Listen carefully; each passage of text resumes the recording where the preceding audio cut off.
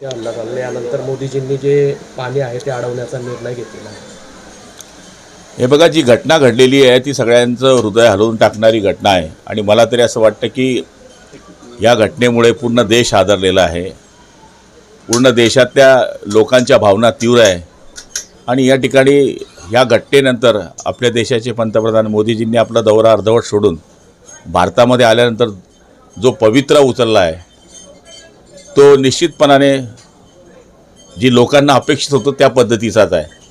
म्हणजे आपण दुश्मन देश असल्यानंतरसुद्धा पाणी हे धर्माचं काम आहे, पाणी हे पुण्याचं काम आहे, याच्याकरता आपण कधी पाकिस्तानला त्या गोष्टीचा त्रास दिला नाही।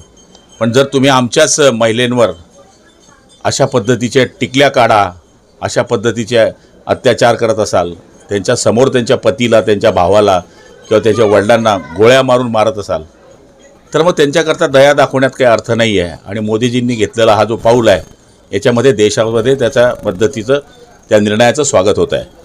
कल्पनाही केली नसेल अशा प्रकारची सजा दिली जाईल पाकिस्तानला असं मोदी म्हणत आहेत। त्याची जमीन सुद्धा उद्ध्वस्त केली जाईल, काय संकेत आहे त्याचे? हे बघा, अशा पद्धतीचं क्रूर कृत्य कोणीच करू शकत नाही।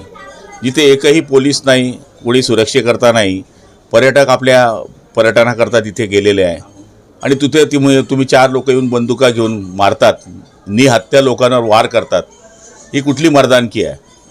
जर त्यांच्यामध्ये हिंमत होती तर आमच्या सैन्याच्या समोर या 4 लोकांनी यायला पाहिजे होतं, त्यांचे तुकडे वापस गेले नसते।